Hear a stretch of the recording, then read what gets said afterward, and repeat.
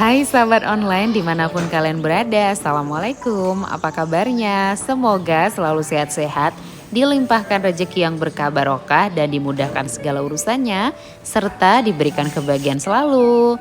Nah bunda-bunda semuanya, seperti biasa aku hari ini bakal berbagi kegiatanku sebagai ibu rumah tangga di rumah.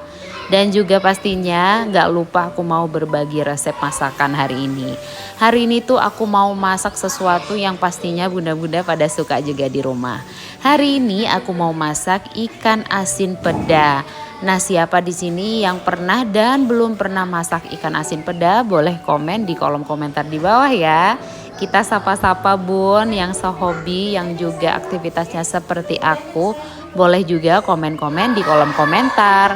Nah, bunda-bunda semuanya, seperti hari-hari sebelumnya, di pagi hari aku pasti disibukkan dengan aktivitas mengurus anak-anak, berbelanja sayur, dan juga hari ini tuh sedikit beres-beres. Walaupun di rumah ada yang bantu-bantu, tapi tetap aku sebagai ibu rumah tangga tetap harus turun tangan sendiri. Nah gini bun, ribetnya kalau mau masak itu ada anak, apalagi pada ngumpul semua kayak gini di dapur. Jadinya kita tuh masaknya jadi lama banget ya kan. Jadi aku tuh mulai anakku kecil biasanya kalau mau masak di dapur kadang-kadang harus aku bawa ke dapur. Aku prepare kasur dan aku taruh anakku di kasur bun. Jadi baru aku masak. Dan sekarang ini mereka kalau aku udah di dapur pada ikutan semua ya kan, heboh. Akunya mau ngupas-ngupas bawang pun katanya mau ikutan juga ngupas bawang. Siapa di sini yang anaknya sama seperti aku ya? Kalau kita mau masak udah deh pada ribet, pada ngrunyel semua, ngumpul semua jadi satu di dapur dan bikin kekacauan demi kekacauan di dapur bun. Ini udah biasa banget ya bun ya. Kita sebagai ibu-ibu nggak boleh marah dan harus ekstra sabar. Karena masa-masa kecil kayak gini ini tidak akan terulang lagi. Jadi kalau misalkan mereka mau berpartisipasi bareng-bareng di dapur ya udah kita kasih yang aman-aman aja. Nah kali ini tuh aku bahan-bahannya itu aku siapin gampang aja. Pertama aku iris-iris dulu bawang merah bawang putih sesuai selera ya. Aku nggak pernah naker, kalau biasanya lihat videoku aku nggak pernah naker-naker harus segini harus segitu karena biasanya aku masak itu main feeling. Jadi ini untuk 3 buah ikan asin peda aku pakai bawang merah dan bawang putihnya segitu. Terus aku juga iris ya cabai merah besar dan juga cabai rawit. Nah karena aku suka pedas jadi cabai rawitnya sedikit banyak. Dan gak lupa juga aku tambahin sama cabai hijau bun. Jadi kira-kira seperti di video ini banyaknya ya bun ya. Aku di sini cuma pakai 3 aja ikan asin peda kayak gini. Nah kebetulan di daerahku itu lagi jarang banget ikan asin peda. Jadinya kemarin tuh aku sempat nitip sama adekku di Jember buat beliin aku ikan asin peda ini. Karena menurutku ikan asin peda ini enak banget dan juga dagingnya tebel ya bun ya.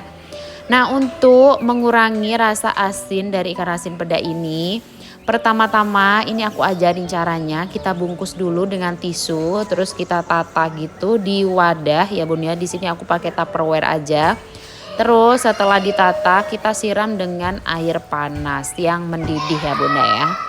Dan ini tuh kita biarkan sampai airnya itu dingin. Baru setelah itu tisunya itu kita buang. Dan setelah itu baru kita masak. Nah di sini nggak lupa kita tambahin sama daun jeruk, daun salam dan juga serai yang aku geprek-geprek gini. Aku gepreknya di situ ya bun ya. Tapi setelah ini wajib dicuci ya bun. Jadi semua bahan-bahan di sini dicuci terlebih dahulu sebelum dipotong-potong dan kita masak. Jadi jangan sampai lupa dicuci.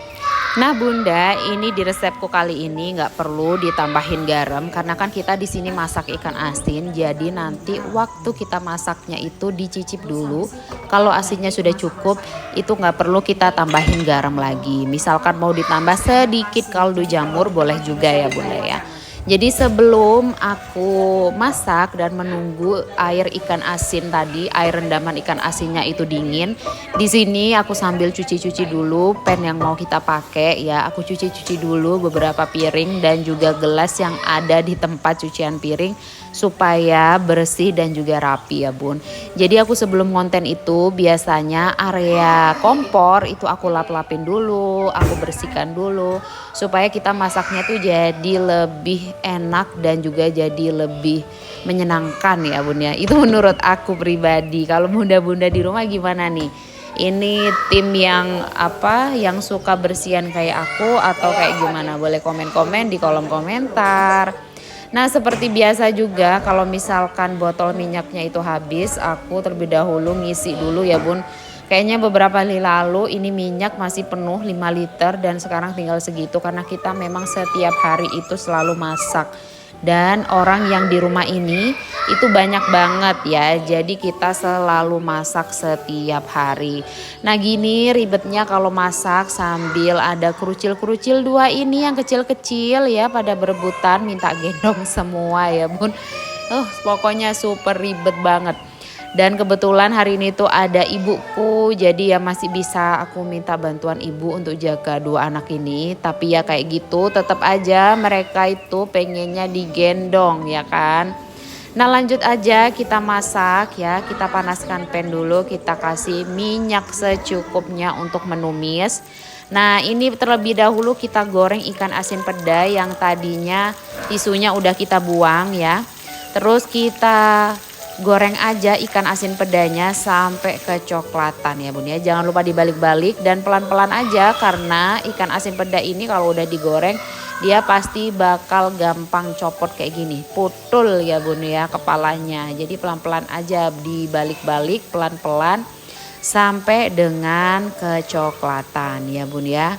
Nah ini wajib digoreng dulu supaya nanti waktu kita tumis itu nggak hancur. Karena tadi kan sudah sempat direndam sama air panas untuk mengurangi rasa asinnya.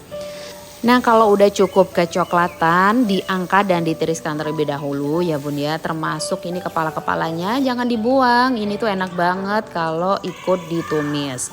Nah bahan-bahan yang udah kita siapkan tadi lanjut aja dimasukkan semua ke dalam pan. Tadi bekas goreng ikan asinnya ditambahi minyak sedikit ya bun ya.